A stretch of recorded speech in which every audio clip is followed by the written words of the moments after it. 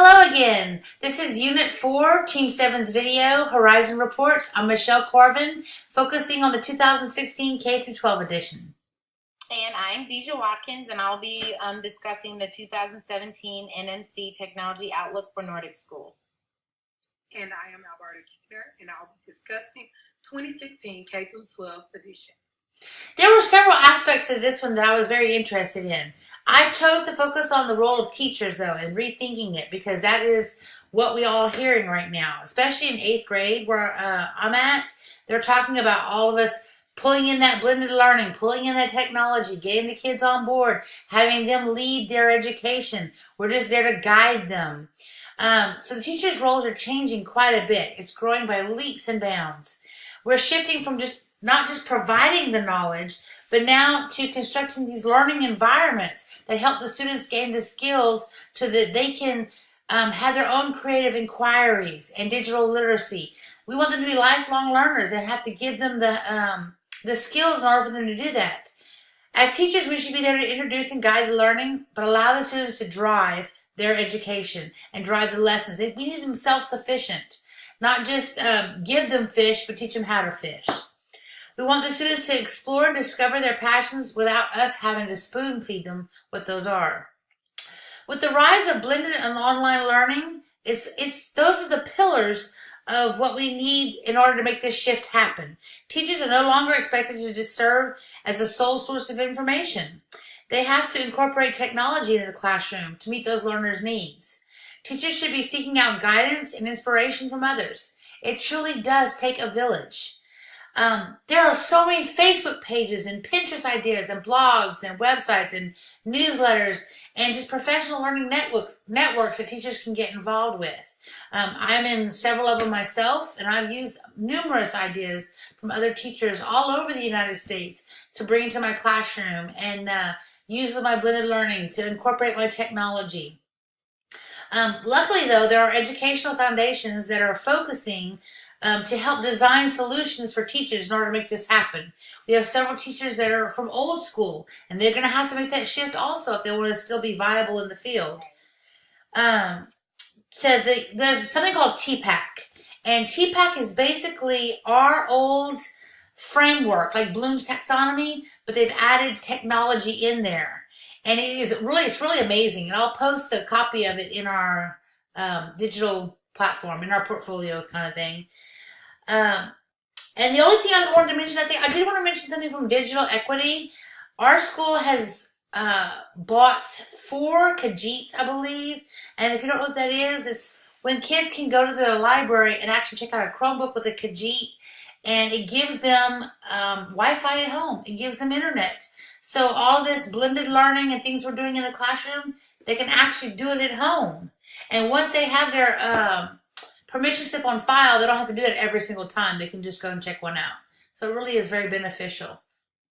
That's awesome. I never even heard or knew about that. Mm-hmm. And I like that you touched on the role of the teacher changing. In my report, I also looked at how integrating technology within teacher education has been important, because there's a difference between knowing about all of these tools, but then also knowing how those tools can benefit your learning. How to use them, yeah. Yes, and how to use them. And the problem is, like you said, all of these social media platforms can be great, but if they're not used in the correct way, the student is not learning or benefiting from any of it.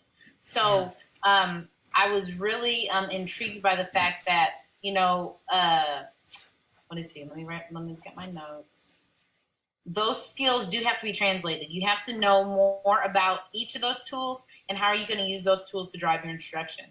Also in the Nordic report, what stuck out to me a lot was the advancing digital equity. This is a topic that continues to come up time after time. And, budget.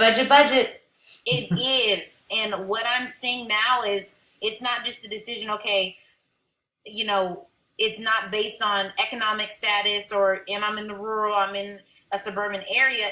It's like a chain of command. It starts with policymakers, laws, and it's up to if we're going to be able to get it or not. So like you were saying, your students are able to get that Wi-Fi, take it home, and have that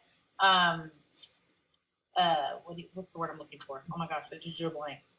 Availability. Thank you. Availability. They're able to have that availability. Whereas in my district, that's a little more hard.